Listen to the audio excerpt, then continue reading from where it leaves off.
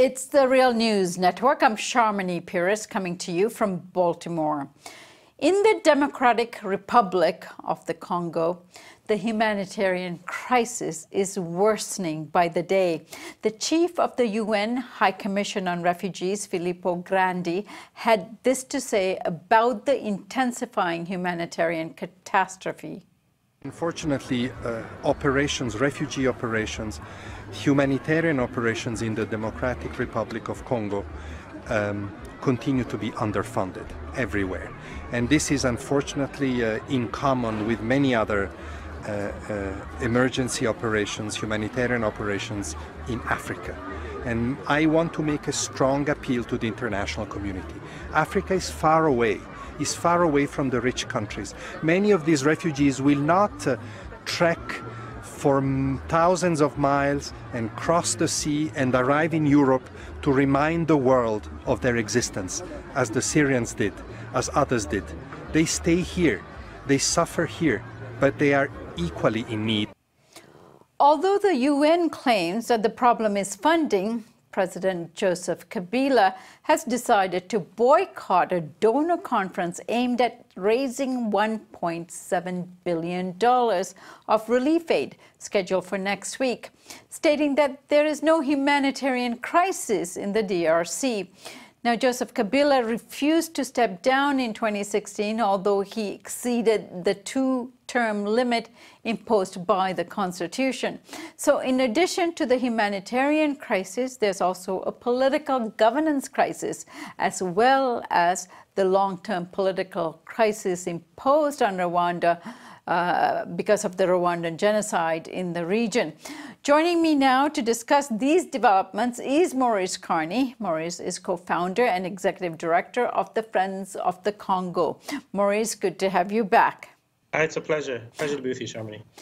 It is very sad circumstances. The conditions, the humanitarian conditions in particular, has worsened, has gotten very intense. Give us just a survey of the crisis at hand.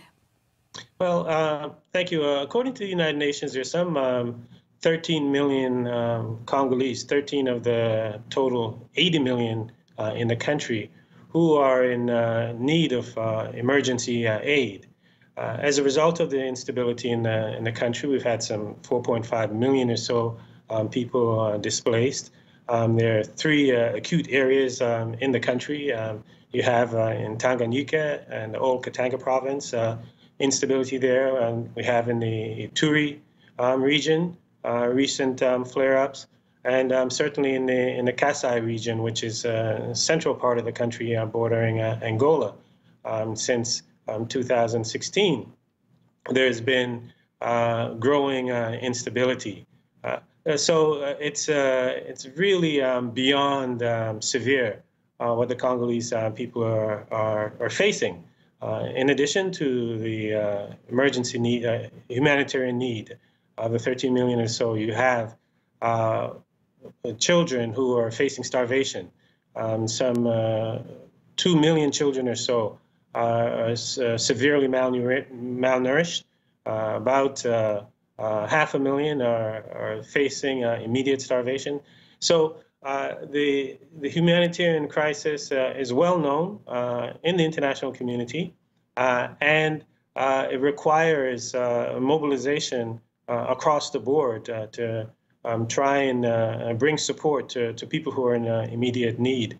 And this is, of course, with a full understanding that this is just a Band-Aid, because at the core of the humanitarian challenges is really a political crisis, and a political crisis that's feeding and perpetuating the instability that we see throughout the country. Now, Maurice, why is President Kabila refusing to attend this conference? Obviously, the humanitarian crisis is so great and so vivid, and so many people are asking not only the UNHCR head there, but the people in the region are asking for an international response, but Kabila is refusing to acknowledge that. Yeah, and not only is Kabila refusing to acknowledge, the Congolese government's also pressuring some of the organizers, like the United Arab Emirates, for example, is supposed to be one of the convening countries for this upcoming conference in the Netherlands. And it appears that the United Arab Emirates may be conceding or succumbing to the pressure on the part of the Kabila regime, which is understandable because one of their major corporations, DP World, has a contract with the Congolese government to build a port in the banana region of the Congo, where they're bordering the Atlantic. And this is quite a lucrative contract that DP World has, so they may succumb to the Kabila regime and not participate in the conference. But overall, Joseph Kabila doesn't want any hints of or anything to reinforce, right? What is widely understood, that the instability in the country is caused in large part by his refusal to step down from power. His constitutional mandate as president of the country ended in December 2016. And in an effort for him to maintain his hold on power through fear, through force, and through fomenting instability, we see that the humanitarian situation in the country has gotten worse. And it was already in a fragile, we're already speaking about a fragile environment, in a post-war environment, not necessarily a post-conflict, but a post-war environment where the United Nations says that from 1996 to 2007 or so, some 6 million people perished in what is known as the deadliest conflict in the world since World War II. So these are some of the reasons why Kabila wouldn't want to downplay the scale of the humanitarian crisis, because the extent to which people recognize the severity of the crisis is the same extent to which the blame falls at his doorstep because of his lack of willingness to step down from power, organize elections, free, transparent, and fair, so that there could be a peaceful transition of power in the country. It is difficult to understand why Kabila would refuse aid. One would think that this would only help him. Let's say he doesn't want to step down at this time because it's not a good time for transition of this sort. But if he would go to the conference, get more aid, help more of the people, wouldn't he stand a better chance at succeeding and politically, providing for his people, and also politically succeeding to regain power at another time?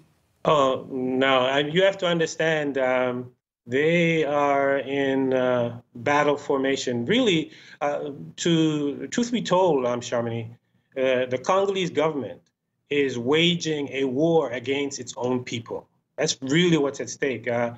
We talk about the humanitarian crisis, but we also have a situation where activists are being gunned down in the streets, being arbitrarily arrested.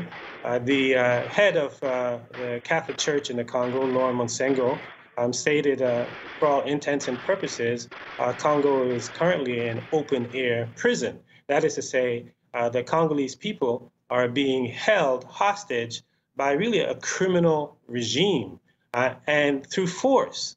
And the Kabila regime, this is the reality for the people on the ground, but the regime wants to present a different picture to the world. So they hired, for example, an Israeli lobby firm to lobby in Washington. They paid $6 million to hire an Israeli lobby firm to paint a particular picture of the Congo. And this conference really contradicts that picture. So for them to actually go and participate would go against the diplomatic offensive that they've launched over the last few years, an offensive that they try to share or present to the international community or to the world that all is fine in the Congo. There is no humanitarian crisis. There is no political crisis. So they hired Israeli lobby firms to lobby the United States. They take out ads in the New York Times, all in an effort to paint a picture that's drastically different from the reality of suffering, the reality of starvation, the reality of arbitrary arrest, the reality of summary executions. So it's, from their point of view, it's totally logical that they would not want to participate in this conference, which goes counter to all that they've invested in the last few years in order to present a different picture to the world than what's actually happening on the ground. All right, Maurice, so much more to discuss. That $6 million would go a long way in one of these refugee camps to feed the children. I will come back to you, Maurice, in the near future, and we can continue this conversation. But let's keep an eye on that conference that's being organized in terms of aid and see where that goes. I mean, it doesn't stop the UN from delivering aid. Kabila hopefully cannot stop that. So perhaps there is things that the UN can do in spite of Kabila. Thank you so much for joining us. Thank you. And thank you for joining us here on the Real News Network.